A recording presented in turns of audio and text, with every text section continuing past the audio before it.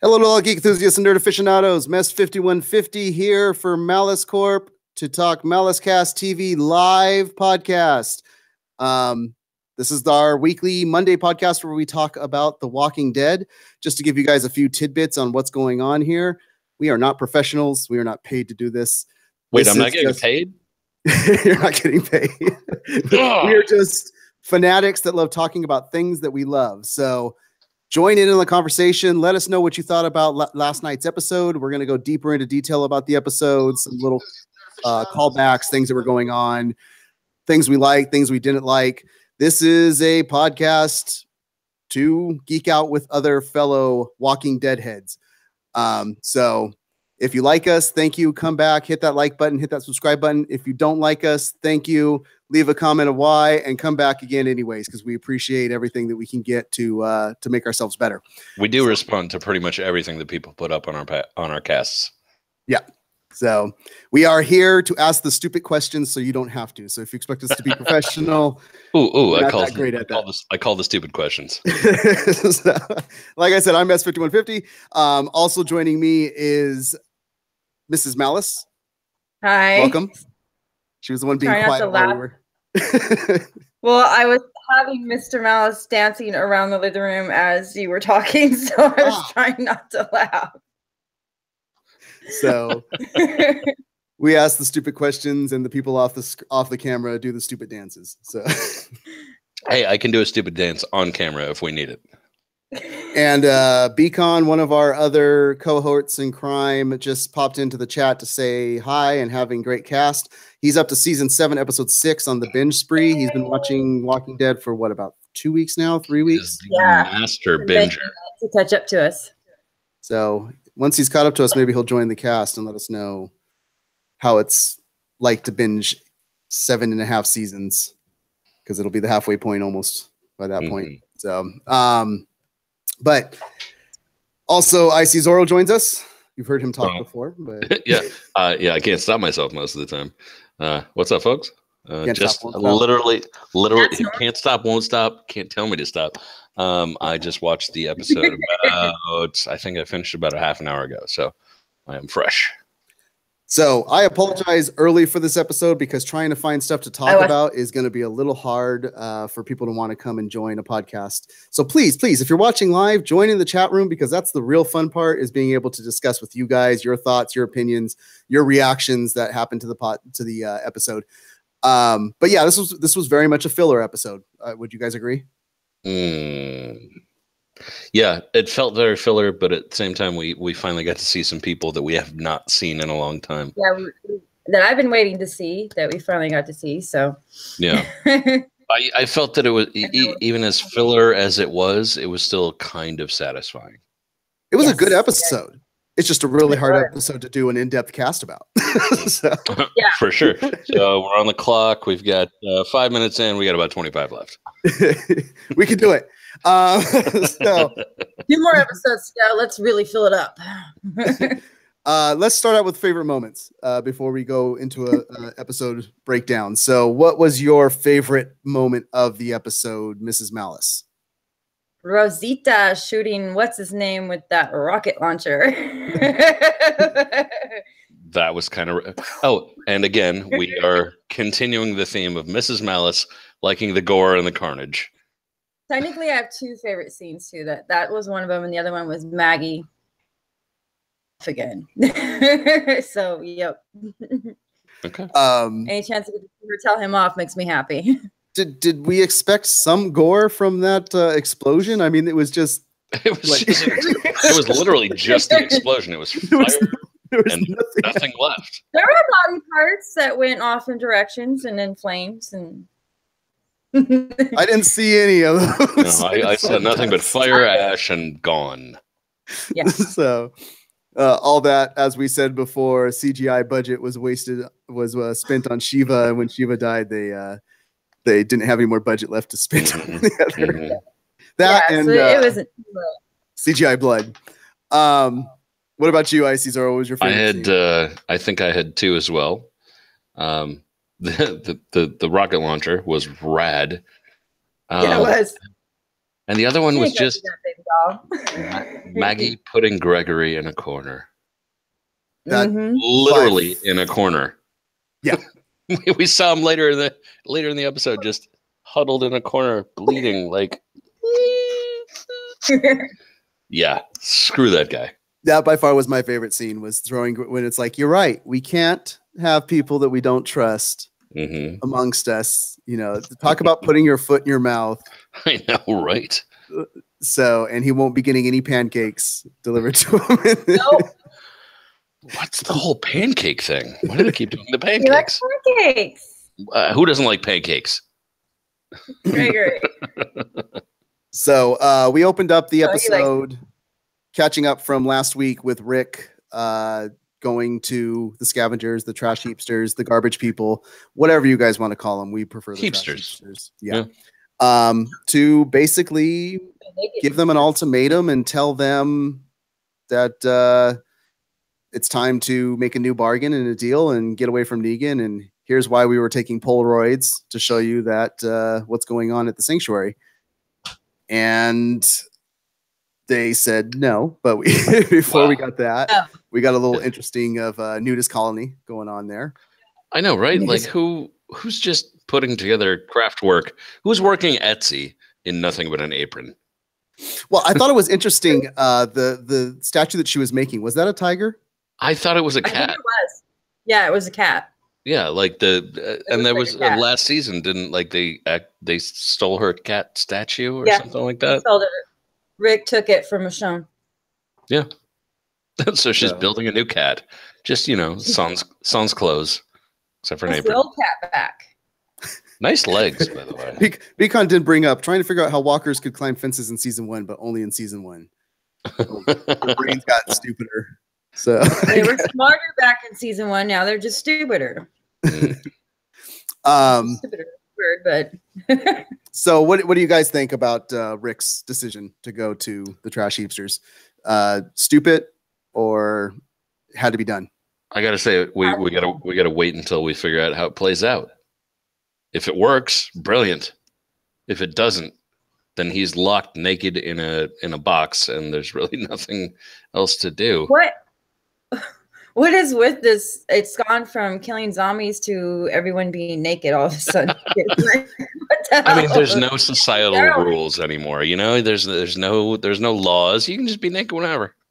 Well, if they're doing a hot box type of thing, you throw them in and take the clothes away so that they can't dab themselves. That they just sweat and just yeah, that's true. So, well, why did she write an A on? Or for all we know, they threw him in there clothed and he's stripped down because of how hot it is. That's a possibility. Yeah. The A, all we can see so far about that is it's just a throwback to Terminus, because that was that was what was on the train car was an A as well. So highly doubtful that the heapsters are cannibals, but it could just be just a little Easter egg throwback. Although we'll probably get a better explanation as to building statue. On the front of the heapsters talk. So we know it hasn't been too long for dialogue to completely deteriorate and disappear. They lost all syntax. Well, here's the funny thing is there was an actual interview with the actress that plays the lead. What's her name? Janice? Yep. Janice. Something like that. She said that they actually do that as a form of throwing off outsiders. That it's more of a tactic. So doing that minimalistic talking and stuff like that, it just makes it. You gotta picture like the council meeting where they decided that, like, guys, if we want to really differentiate ourselves from all the other groups of survivors, like if somebody comes in, we want to make sure they're part of us. Say things, not say things. No. Yeah. Just lose all the syntax. Yeah. Her thing says pretty much just nouns, verbs. That's it. It was an intimidation tactic used to alienate outsiders was her exact words on it. So, and she actually said it was a lot easier to start taking that character on in that conversation than she thought it would be. So I guess dumbed down talk is a lot easier to remember your lines. Yeah. That's fantastic. No, I like that a lot. No, you trade now. So want things? No want things. Good. On the front of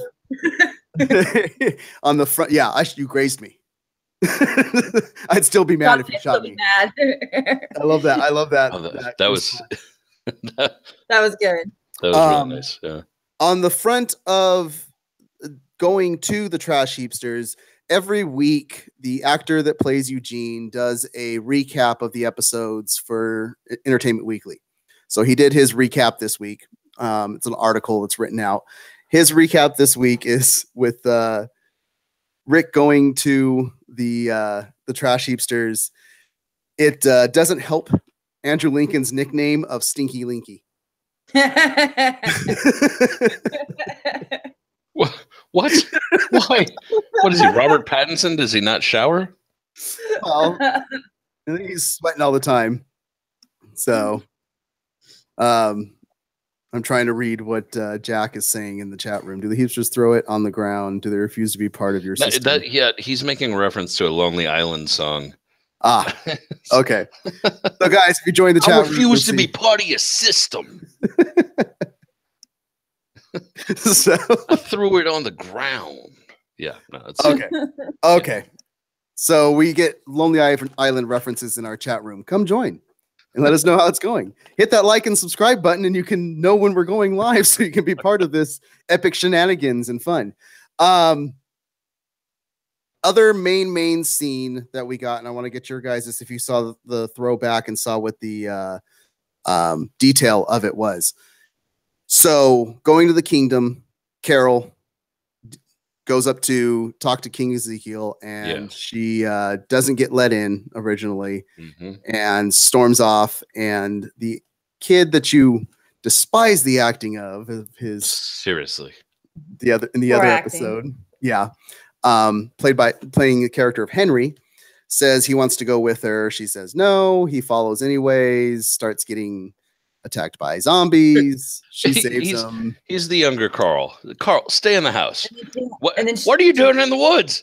Get back in the house.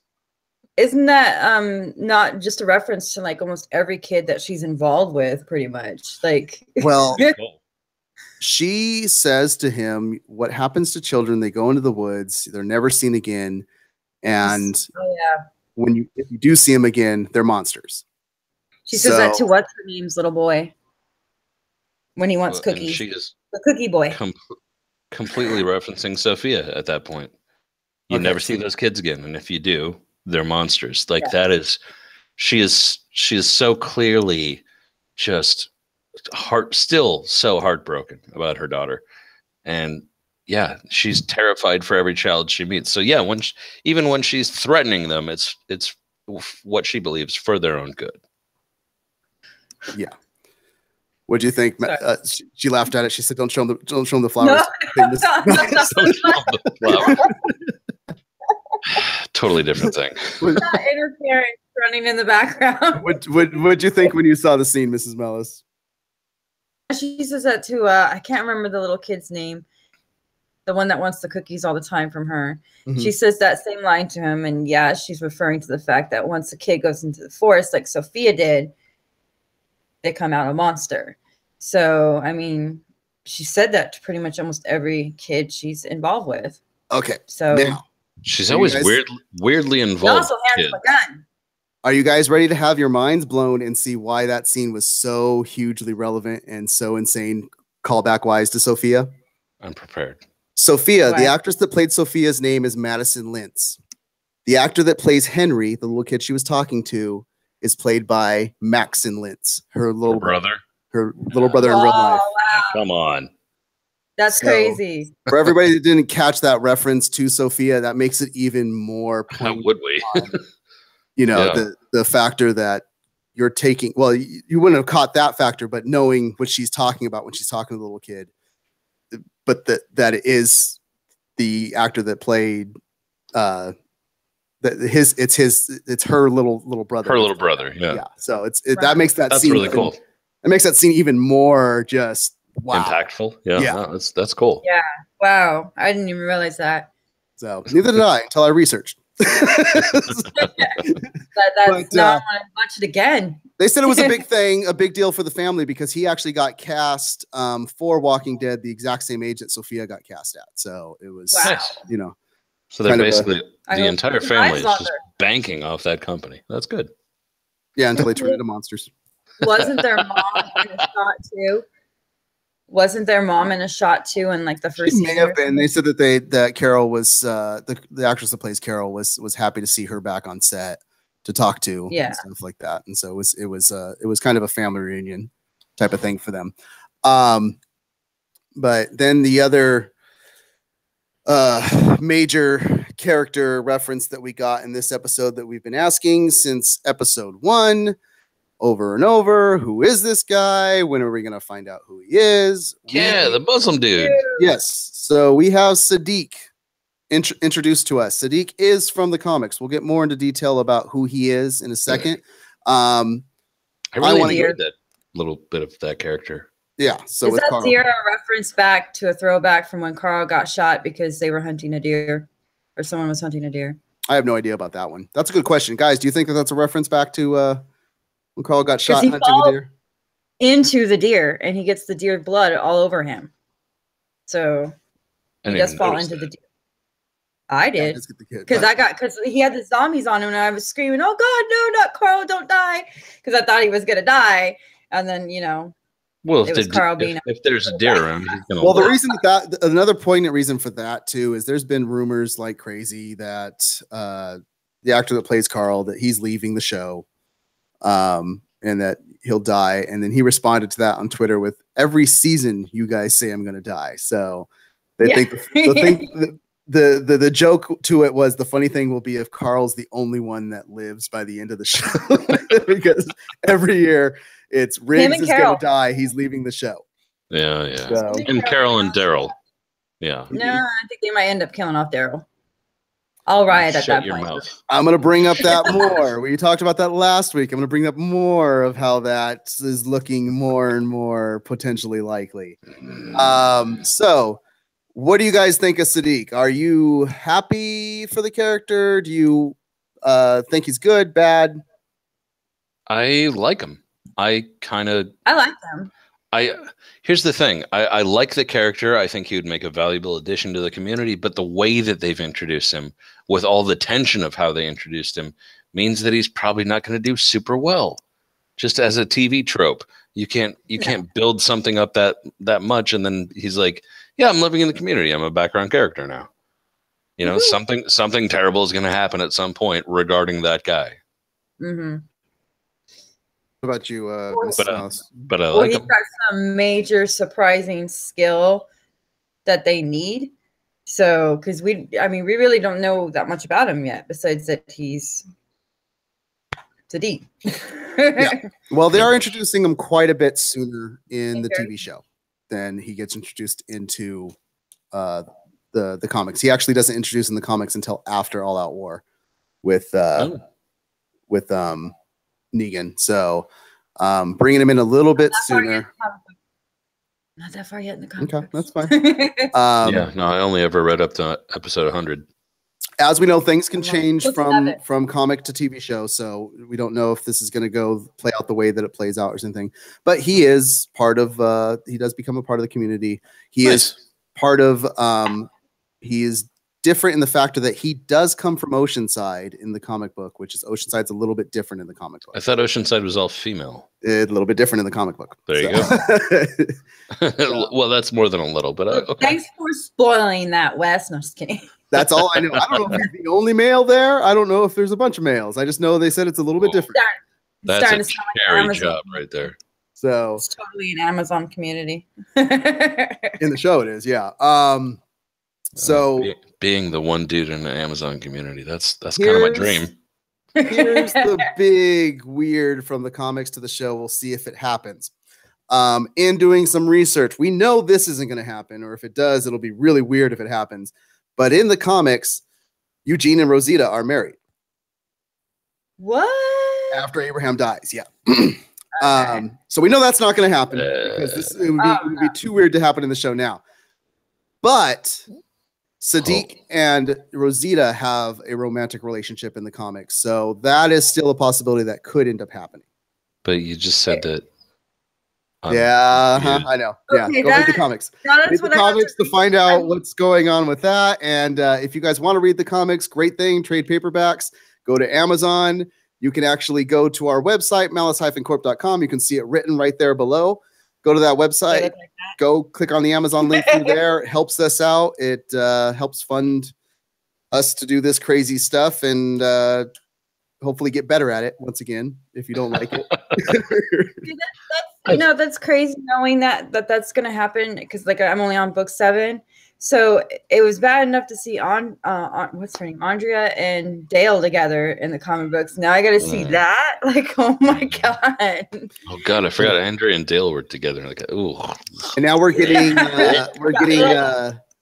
Futurama references in the chat room for Death by Snoo Snoo. Well, we did say Amazonian Island. Death by Snoo Snoo. Yep. Yeah. I'm saying, not a bad way to go. Once again, guys, come into the chat, and it's not going to always stay Walking Dead in the chat room, apparently. So. Jack also said Icy Zoro and Mrs. Malice like Siddiq, so he has to be bad. But Daryl's not bad, and we both like Daryl. Everybody likes Daryl, to be fair. But there's the question. So Darryl and Tara decide they want to take out Dwight despite all the help that he has done. So Darryl... They both have reasons for that. Yeah, but on the mission that Daryl's on of revenge, as he said before, as Norman Reedus said, he goes rogue. He has gone more rogue even in this episode. Each episode gets a little bit more rogue. First shooting the guy when Rick said, I give you my word, then the fight between brothers last week, and now I have 2 questions. One, Rick says his people know where he is, and if they say no, then they're going to come attack the scavengers. I didn't believe him when he said that. Well, who knows where he is? There's one person that knows where he is, and it's Daryl. Daryl. Yeah. We know Daryl knows because nobody else has referenced it. So Daryl potentially is the White Knight that comes to save Rick if things go bad. But Daryl's also on revenge mission going to Negan's. So is he, one, going to screw up everything with Tara for what they've done so far? And 2, get Rick in even deeper trouble because he's not following the plan to go save Rick if he needs to. Wasn't there was some talk earlier about this season being a lot of conflict between Rick and Daryl. That's what it's seeming like. So if Daryl does the wrong thing, that could cause some major problems. Mm-hmm. But also, yeah, go for it. Go ahead. No, because I have like a point. Because sure. when we seen Daryl is with Michonne, Rosita, I can't remember her name, Tara. Right now. Michonne, yeah. What happened to the Saviors? At some point, Daryl could tell Michonne where Rick's at. If she asks, he's going to tell her. So if he is the only person that knows, he's going to end up telling her, and then he can go off being, rogue Daryl, Mr. Hunter in the forest, and get zombie ears around his neck.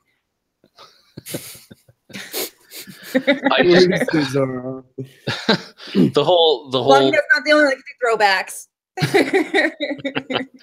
The whole Daryl and Tara thing. Oh, I guess Dara. That makes sense. Dara. Hey, we just started a new ship, guys. Do you like that ship? Do you want to see that ship happen? Dara. Let us know in the comments below. But no, I mean, they both have huge reasons to hate Dwight. Oh yeah. I mean, as much as he is helping the group at this point, he straight up shot Tara's girlfriend with Daryl's crossbow. Yeah. So yeah, and I think she says something along the lines of like, whatever, dude. Like I'm, whatever help he may have helped us with, I'm taking him out, and it's gonna be me that kills him. Mm-hmm. Yeah. And Daryl's kind of like, yeah, I'm good with that. So technically, he's not going full rogue if he takes her. And according to the chat room, Darryl is the Red Knight because he has no ducks to give. He's all out of ducks. There are no ducks here. Nope, only squirrels and zombie ears. Only squirrels and zombie ears. He's like Honey Badger. He gives no ducks. And we said ducks. So YouTube, if you're paying attention and trying to demonetize, we said ducks. There was D-U-C-K-S, clearly ducks. a D in there, and it was contextual. Contextual. Those that have been dealing with monetization know that what we're dealing with.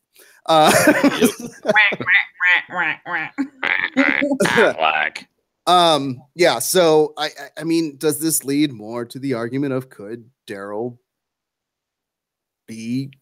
could he end up screwing stuff up so bad that not on purpose, but I think with one of his rogue missions, yes, I think he might before the end of the season do something that is going to cause difficulties. Mm-hmm. And you were talking, if he is actually the only person that knows where Rick is, if he's the only one that knows that Rick is at the Heapsters right now, and he's doing something else and gets himself killed or captured or delayed for a long time, that's going to cause a huge amount of trouble for Rick, because Rick is going to expect people to be coming in to have his back. Otherwise, he doesn't have any bargaining chips there. You know, like you said, Rick said, my people know where I am.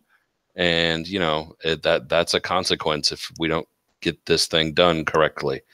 So, yeah, if his people don't actually know where he is, and if he's just sitting in a Connex box naked, sweating, with no one looking for him, that's a problem. Mm-hmm. It is. I don't think... I'm a Darryl fan. I don't think he's going to leave Rick behind, because Darryl's all about the brotherhood too. I feel from Darryl, so I think he'll end up saving Darryl and then at the same time getting his revenge somehow, because that's just Darryl.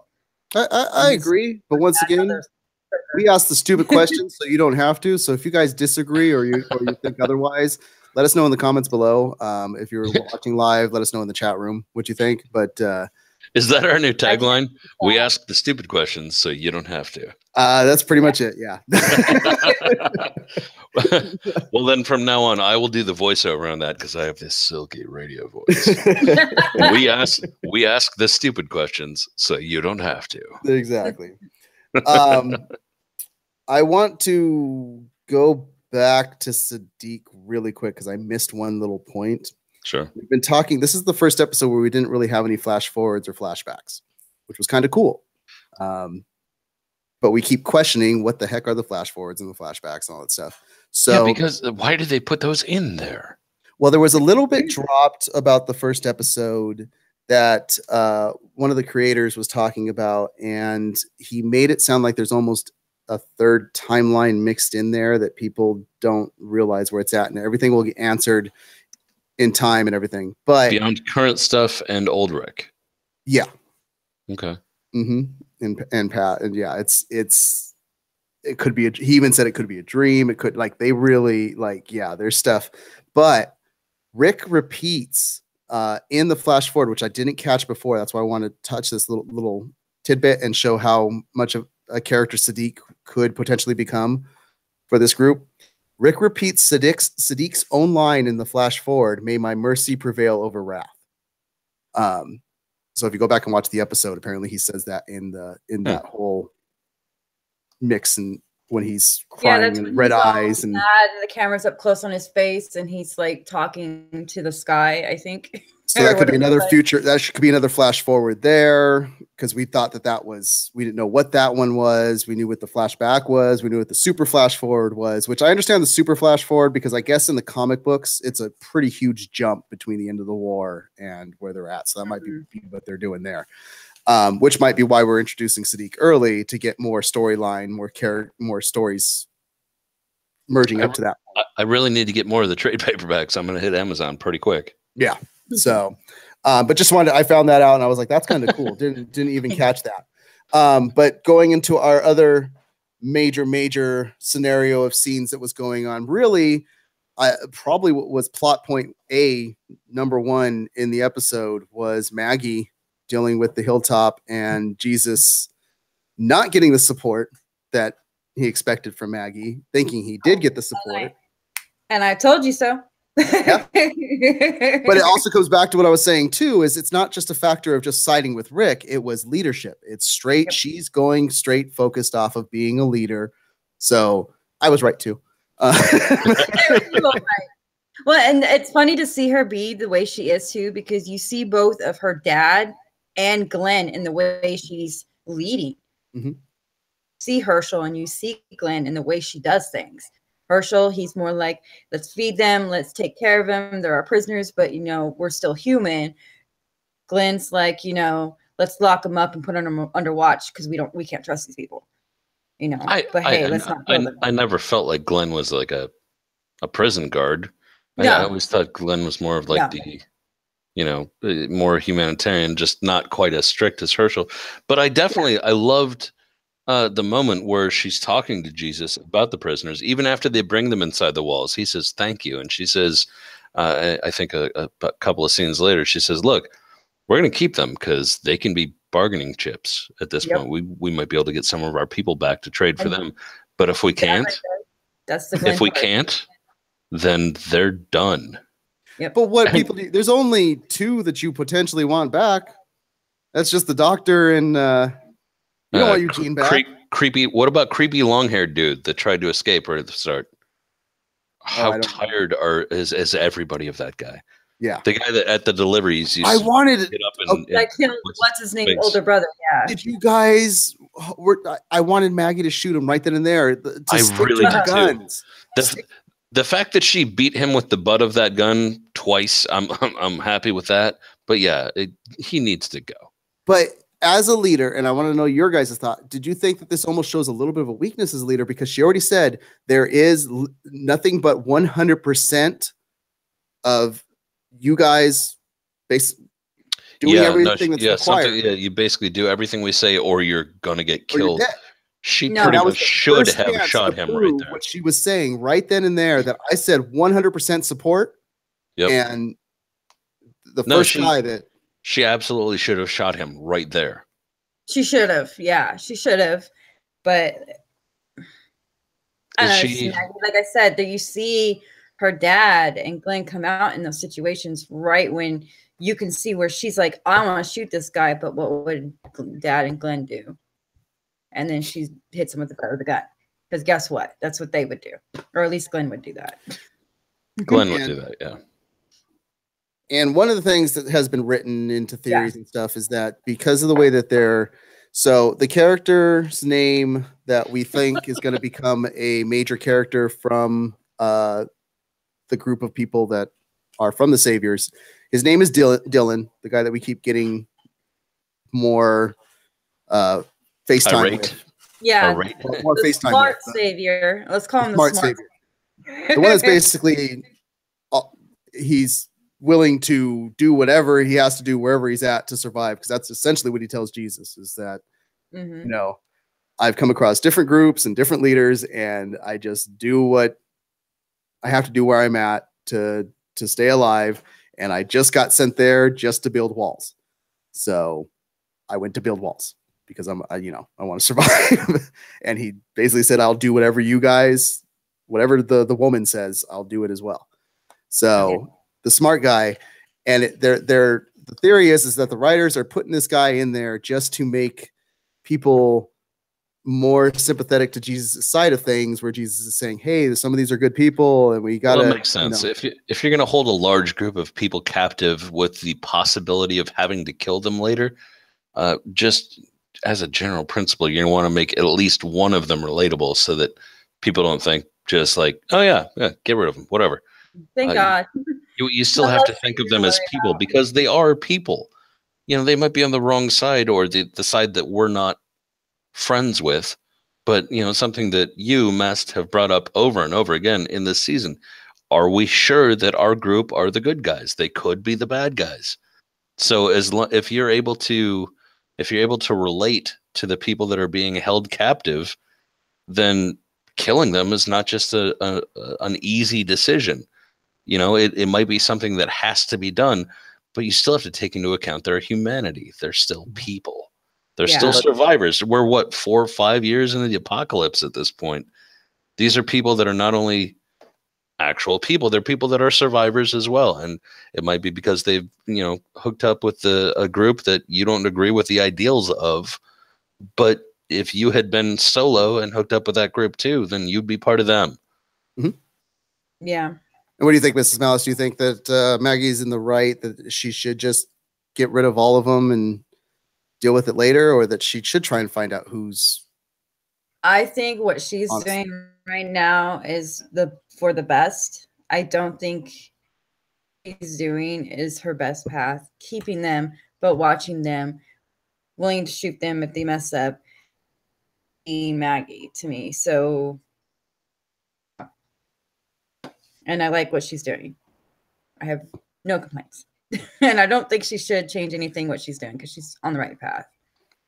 I think she's solid. I think she is a solid leader. She has displayed a lot of leadership, a strong will, and she's telling the people around her, look, I know that you might have dissenting opinions, but if I'm in charge, we are going to have to make decisions based on me, and we're going to do that.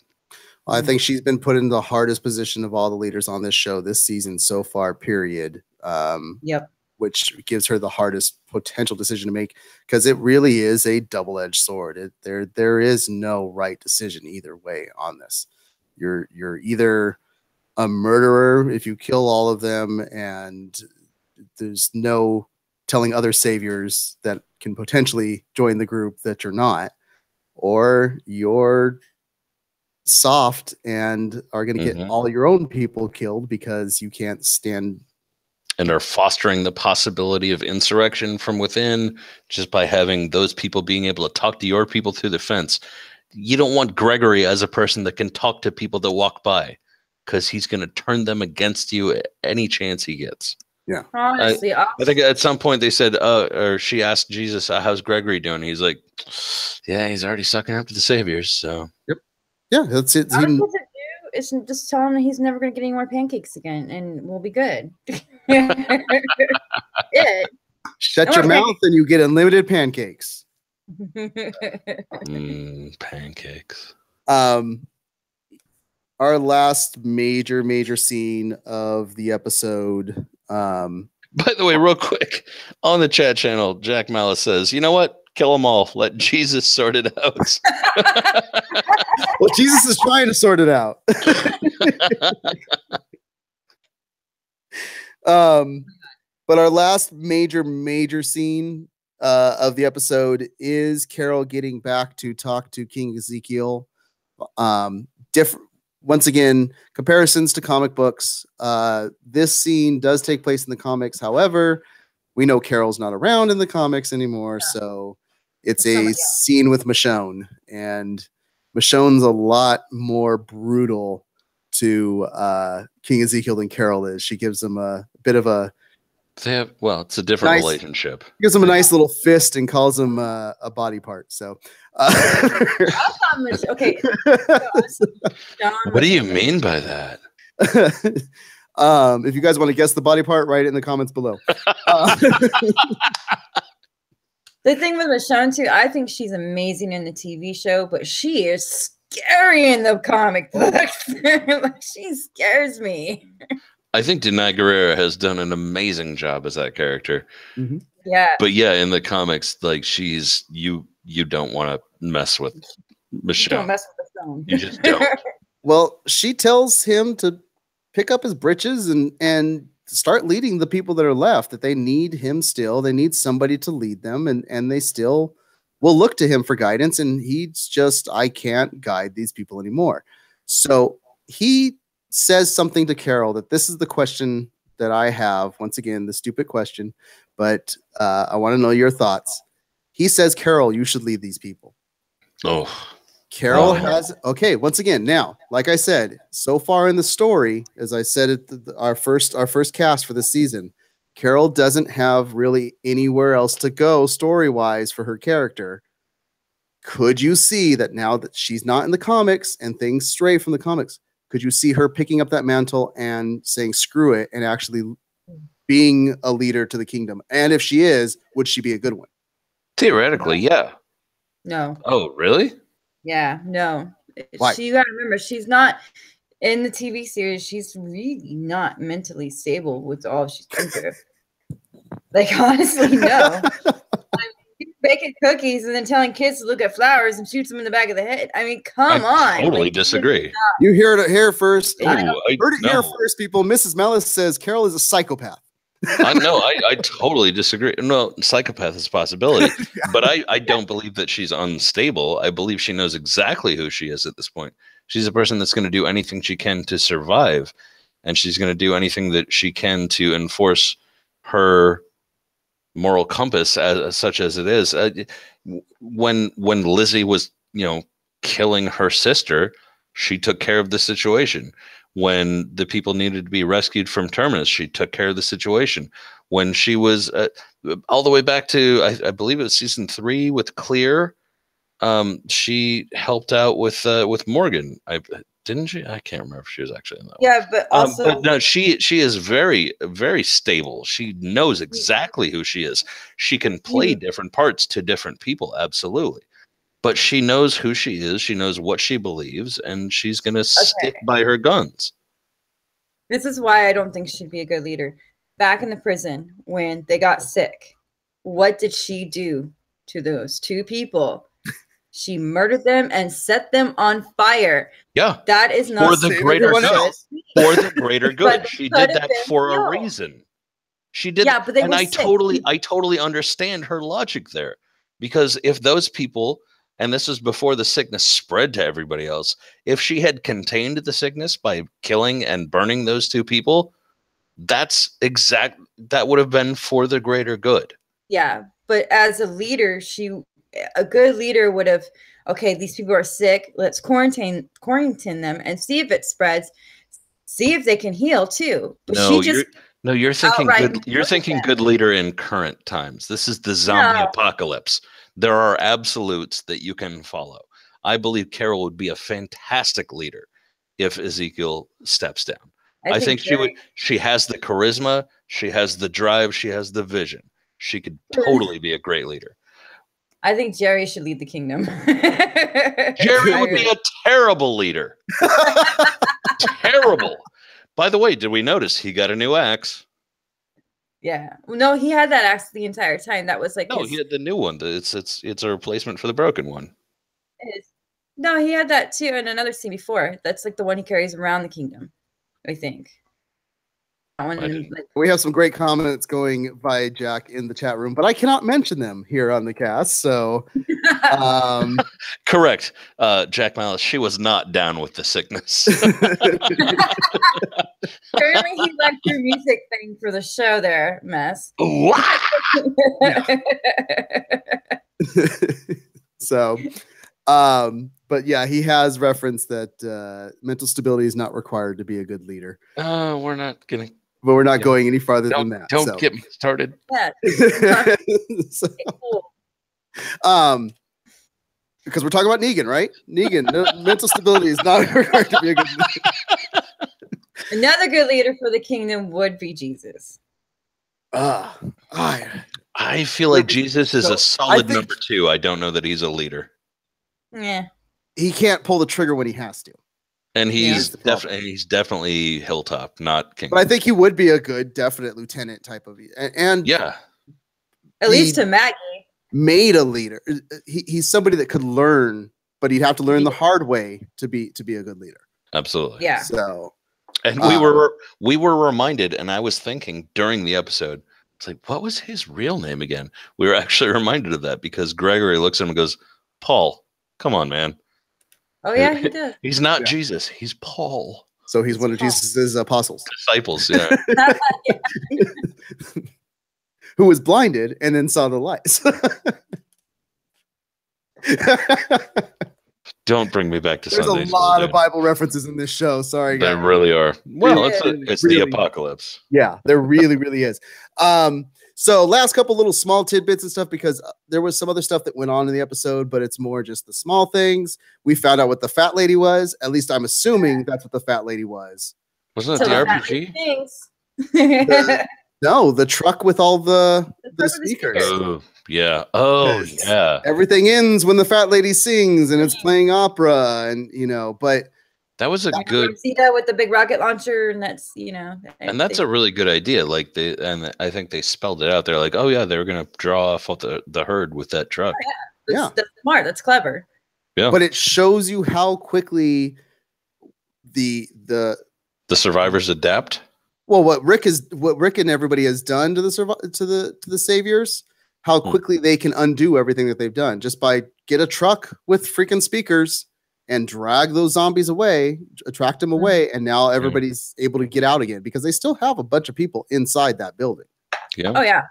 Why were they even playing opera? They should have been playing Metallica or something. This is fat lady. Fat lady. It's probably like Negan, silly, like And that's why. Do you guys think that was the fat lady, or do you think that was to throw us off by like, hey, look, this is the fat lady because it's singing opera and stuff? I don't think that's the fat lady. So you think there is something else? There's got something bigger and better. I think it'd be very clever if that was the fat lady with the opera. But I really think they should have been playing Master of Puppets. So once again, everybody that's watching, comments below, let us know. Did you think that truck was the fat lady, or do you think there's something else out there that they have that's the fat lady that is the end all be all thing that Negan can use to end this all out war? I'm not sure what Jack is saying here. He said all the small things. Is that what he thinks they should have been playing? Blink 182. That would definitely draw a crowd away from wherever they want it. Well, that was definitely our Deus Ex Machina scene with the trash truck. Deus Ex, yeah. That was definitely our Deus Ex where we the MacGuffin where we had the trash truck show up all of a sudden to stop the truck from getting any further. But yeah, whatever. Yeah, I was like, oh man, dude. Last thing I want to get to you guys. We'll get into that later, I'm sure. There's nothing else. Oh, Two very, very small things. One very big that got released news-wise yesterday about Walking Dead, and I'll save that for the last thing. Aaron, we see again in this episode after taking the baby, and I was wondering where that baby came from in Maggie's arms. Yep. The question it's crazy. Is Aaron going into that dark place and going to become the character he becomes on the comics? I have only read up to episode 100, so I don't know. So according to the actor that plays Aaron, he's hoping, he said, he didn't say that it does happen, but he's hoping that it does, because apparently in the comics, Aaron goes into a very dark place after Eric dies and becomes basically a straight up balls to the wall berserker. Killing machine. Nice. Oh yeah. Nice. I'd be all right with that. I'd be all right with that. Yeah. So did it seem like he was going towards that dark path in his head the way he was talking? And he didn't shrug at all about Maggie saying we're going to kill them all if they're not worth bargaining chips. Yeah, and well, he has that whole conversation with her where he's like, with Tara, he's like, I keep expecting, to be able to talk to him about things, and then he's just not there. So yeah, I could totally see that giant amount of grief that he has turning into just a fuel for revenge. Well, almost everybody like that we fell in love with has when they lose somebody, place and go crazy. So in the show, if you think about it, Carol, Rick, Darryl, everybody. No, I'd be good with it. I'd be totally fine going there. Yeah, I'd be totally fine with Aaron turning into a berserker. That'd be rad, actually. So in your reference to all especially with Ross Marquand being such a good actor with so many available impersonations, I'd love to see him killing people as different characters. That'd be fun. So apparently, in reference to all the small things in the chat, it was apparently I said all the small things, and he was wondering how Blink 182 survived the zombies. So they ran from them naked, is how they survived. Yep, with socks in strategic locations. This whole episode. Okay, so here's the last bit of news. How much do you guys love Letty James and love Morgan's character? in the show. Oh, dude. I love Lenny James. I'm not sure that I'm 100% with Morgan. What about you, Mrs. Malice? No. How much do you like the show? But How much do you like the show Fear the Walking Dead? Fear the Walking Dead? Believe it or not, I have not watched any Fear the Walking Dead. Awesome. Looks like you're going to have to start watching it because the crossover character that will be going. Is it him? Yep. Damn it. I haven't watched any of this season of Fear the Walking Dead. I've watched the first 2 seasons, but I know they were going to announce on Talking Dead that who the crossover character was going to be. They announced it yesterday. Lenny James as Morgan will be the crossover character for Fear the Walking Dead to tie the universes together. Nice. And he will still be on The Walking Dead for a little while and eventually will just be transitioning completely over to Fear the Walking Dead. Aren't they different time lapse those two? They are. So that's the question. how are they going to do that? Like that's what we're wondering because they're filming Fear the Walking Dead in Austin, so a lot of people were thinking it was going to be Abraham because it would have made kind of sense to have him, but he died. Who knows if it's going to catch up somewhat, if they're going to do a little flash forward type of thing, or if it's going to be when Morgan's before he's going completely psycho, I guess, even though we got that somewhat. And we lost Icy Zorro just at the time that we're getting ready to finish. So maybe he'll jump back on, but otherwise. So that's the questions I have for you guys. If you're watching the cast after live, we do this live every Monday. So come back next Monday to talk about all the stuff. Like I said, we're not professionals, so we're not going to have the greatest questions and things like that, but it's just fun to sit down and geek out and go over a fandom that you love. That's the purpose of this, and we'd really love to talk with you guys in the chat room about it as well and get your thoughts and opinions. But the questions: do you think Carol would be a good leader? Should she lead the kingdom over Ezekiel? Which Mrs. Malice says no. 2, do we think Siddiq is going to follow in the footsteps of the comic book, and is he going to be a good guy? 3, are you going to miss Lenny James? Do you wish they would have taken a different character over to Fear the Walking Dead? And any other questions that we brought up, or if you have any thoughts or anything, opinions, guessing body parts, whatever, go and leave those in the comments below, and we will respond to those. And we look forward to talking to you guys later as well. If you want to follow us outside of YouTube, we do have Twitter accounts and we do have our website. So once again, malice-corp.com. We write for that website. We have other writers that write everything, all things nerd. It's just a bunch of geeks and nerds writing about things they love. So definitely check us out there. Check out the news that we have there and all that stuff. Hit that like button, hit that subscribe button. If you want to follow any of the Twitter accounts, they are in the descriptions below. You can follow Mrs. Malice at her Jack Malice's Twitter account, which is Jack_Malice. You can follow the entire group of everybody that does Supernatural and this and our main podcast when it comes back in January at Malice Corp on Twitter. You can follow just the cast at MaliceCast on Twitter. You can follow me at Mest 5150 Mest_Malice Corp on Twitter, and you can follow Icy Zorro, the frozen beret guy that you see in the corner here in the picture at Icy Zorro. Thank you so much for coming. If you guys want to see last week's cast about last week's episode, click on that little box that's going to pop up right here. If you want to see something that's recommended to you from the site, we do all things nerds. There's all different types of stuff. Go in and click on the little box that pops up right in this general area. And if you want to subscribe, you can't figure out where that subscribe button is, there's going to be a logo that'll pop up right there. Click on that. And thank you so much. And you guys have a wonderful day. And we will see you next week to talk more dead.